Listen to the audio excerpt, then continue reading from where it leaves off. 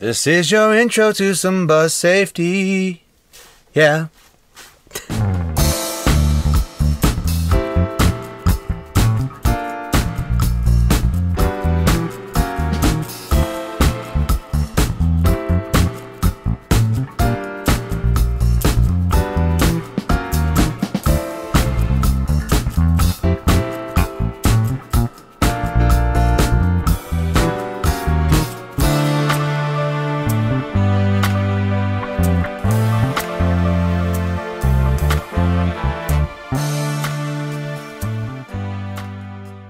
We are trying to get videos out every week to you, but we missed last week, and that is because our bus broke down and we were sitting in a mechanic shop.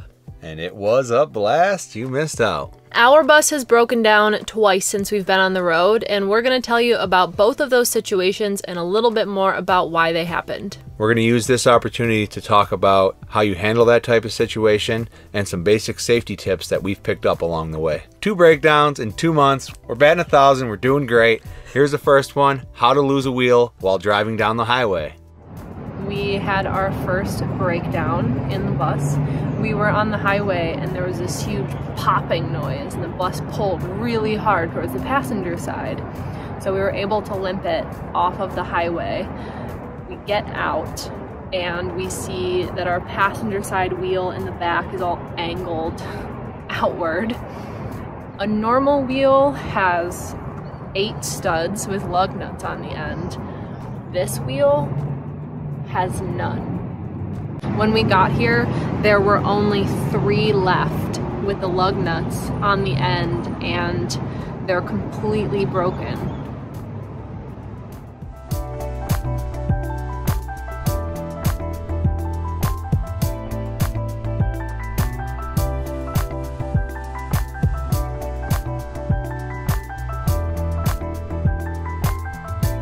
We woke up here at the mechanic shop this morning in a small twist last night.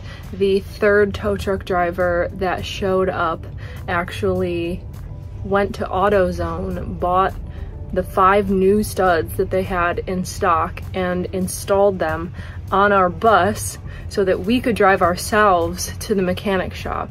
The tow truck actually couldn't tow us because our wheel was basically falling off, so they couldn't winch us onto the truck. He went to great lengths to change those 5 studs. They didn't have any lug nuts. We had to take a few off of another wheel, put them on that wheel, but he was able to install them, and we drove 1.5 miles over to this mechanic shop. So we're at the shop. Should be pretty straightforward from here. Get the work done. Hopefully nothing else is damaged and we'll be good to go.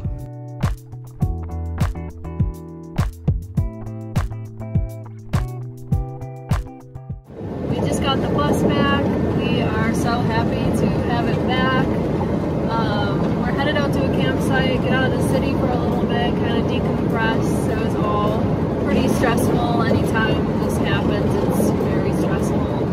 So the work is all done on the bus. We should be good to go, and hopefully we won't have this problem again. Essentially what happened is 1 or more of the lug nuts had become loose, and once that happens, over time they all will become loose. The wheel will start to wobble when you have dual wheels like that, and then they'll just start snapping off one at a time until they all fly off, and this can happen without you even noticing pretty quickly. So if you get work done on your wheels and you have duals, you should probably have it checked maybe after 100 or a couple 100 miles of you driving again.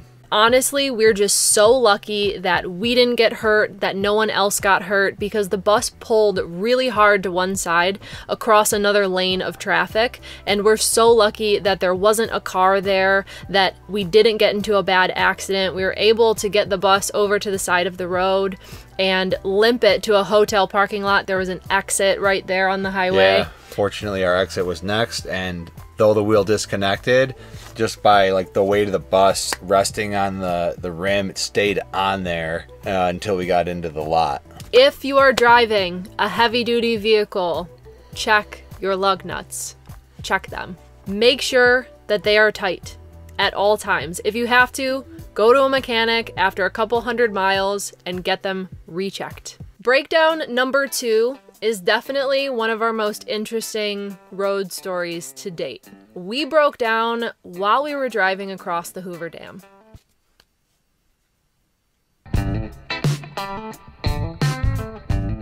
We made it almost all the way across the dam, and at the far end, the bus lost power and just wouldn't drive forward anymore. And immediately we were swarmed by armed military guards, wondering what we were doing, trying to make sure that we weren't blowing up the dam. And this is definitely our most intense breakdown experience because I don't think any other breakdown has involved people with guns. Not openly showing them anyways. Not so far, no.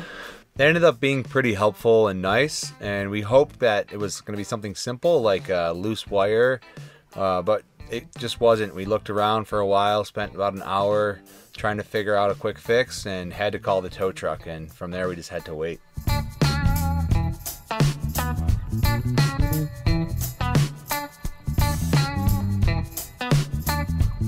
What do you do when you break down on top of the Hoover Dam? What you want to do is you want to pop the hood, you want to get under there, realize you're not a mechanic, and then grab some ice cream or non-dairy frozen treat and hang out, wait for the the tow truck driver to show up. Is that helping? No. Tastes good though.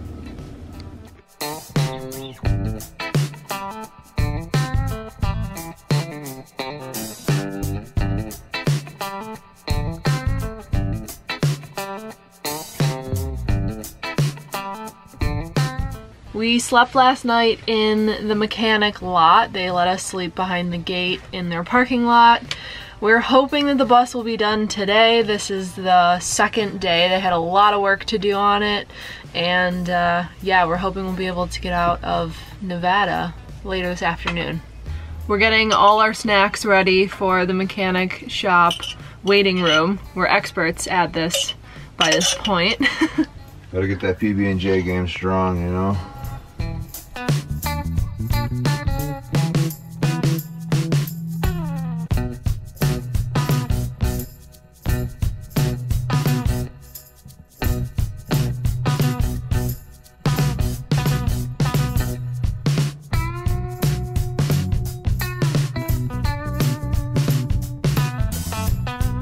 Breakdown number 2 was a really long process just to diagnose what was going wrong. Yep, it took at least about a whole day for them to even kind of get on the path of what was happening. Ultimately, it seems the throttle body was failing and the computer needed to be recoded to tell it to operate properly. So we did those two things and now it's running. We did some other maintenance like spark plugs and coils that we had to do anyways. We had to have our computer recoded, which is something that's brand new to us. We traveled in an 87 Coachman. It was an Econoline E250. There was no computer in that vehicle. We are not used to having to deal with codes and computers, so this is a brand new learning experience for us. I bet you never thought you'd miss that carburetor. I sort of do. So it was a lot of time and stressful, but it's all good. We're safe and we're moving on again. Like I mentioned, we traveled in a 30-year-old vehicle before this. We know a thing or two about breaking down for sure at this point. If you do break down, step 1. Keep your cool. Don't panic. Yeah, don't escalate a stressful situation. Trust me, we've done that. It does not help. It makes it worse. Step 2 is make sure that you're safe. Get your vehicle to the side of the road if you're able to, and get yourself out of any potentially dangerous situations. Step 3, just check the basic things that you might be able to fix. Are you out of gas? Did the battery terminals come loose on the battery? Do you have a flat tire? That kind of stuff. If you can fix a problem there, great. If not, then move on to calling for help. Step 4 is to call for help. If you have friends or family in the area, you can call them. The next thing would be a tow truck driver. Hopefully you have roadside assistance. We do through our insurance. Then you would need to call a mechanic shop and let them know that you're coming because the tow truck driver needs somewhere to take your vehicle. When we broke down on the Hoover Dam, it was actually a Sunday evening, so none of the mechanic shops were open. I couldn't call them. Our bus is really tall and really wide, so I like to call mechanic shops and make sure that they have a bay big enough to fit our vehicle, because oftentimes they don't. So we just had to take a chance when we broke down, and the tow truck driver actually had a good recommendation for a shop in the area. So he towed us there. We slept on the street outside the shop, and when they opened Monday morning, they were able to start working on our vehicle, luckily. So that's what you should do if and when you break down, which you will, because it happens to everyone. Just keep your cool. It's not the end of the world. As long as you're safe, it'll work out.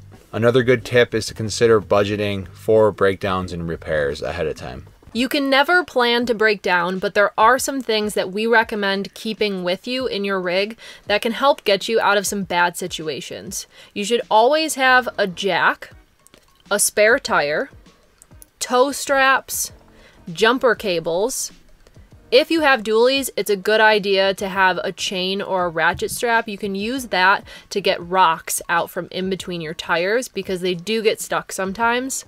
One of our biggest recommendations is having a shovel. If you're doing any off-road camping, getting stuck is my personal worst nightmare. And take it from us, you do not want to pay for off-road towing. No, you don't. You do not want it. You don't want it in your life. It is bad, it is expensive. It's very expensive. You should carry an extra gas can. And you should have roadside assistance. AAA, we have it through our insurance, State Farm, so check with your insurance. It's a really good idea to have, and they'll pay for your towing. The last thing we want to talk about are a few safety tips we've learned along the way traveling both solo and together, and these will help keep you safe. First tip is back into your camp spot. Whether you need to leave quickly because of weather or another reason, it's good to be set up to do that. Next is to trust your gut and mind your surroundings. If you pull in somewhere and it doesn't feel right, don't stay there. Don't just force it. Listen to your intuition. Our next tip is to have anything that makes you feel safe and secure. If having a dog with you makes you feel a little bit better, then get a dog. Clearly, we do not have the biggest, scariest dog. Bark, bark, bark, bark. But the best alarm is a Chihuahua, and he will hear things before we do and let us know. If you feel uncomfortable being somewhere without cell service, just wait until you have friends to travel with to go to those areas. When I was traveling solo, I actually went to Mount Rainier, where I didn't have service the whole time. I stayed for only a few days because I was uncomfortable being alone and not being able to call for help if I needed it, and there's nothing wrong with that. Lock your doors at night. Simple. Please. Another recommendation is keep as little bit outside of your rig as possible. If you don't need to mount things outside, don't, especially valuable items like kayaks, bikes, those sort of things. And also to stay as low-key as possible.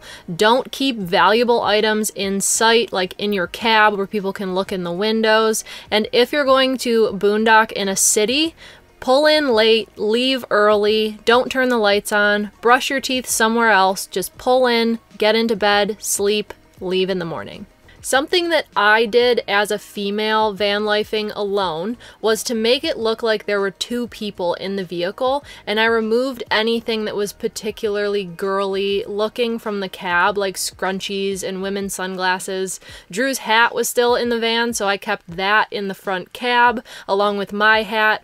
I had 2 camp chairs just to make it seem like if someone was passing by that I wasn't alone. Another good idea is to have your keys within reach while you're sleeping, or have a designated spot you leave them in case you need to leave quickly.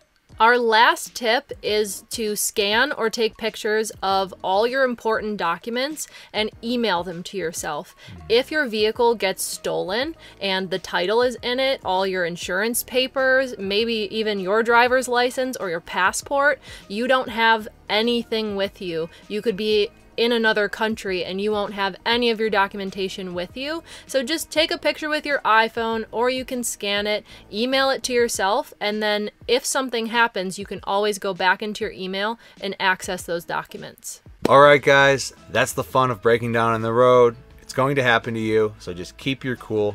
Also, those safety tips are for your consideration to use as you wish. And if you have any more tips or tricks, things that you like to carry with you on the road to keep you safe, let us know in the comment section below, because you can help out other people that are trying to get on the road. Like, subscribe to our channel so you can see our other upcoming videos, and we'll see you next time. Later.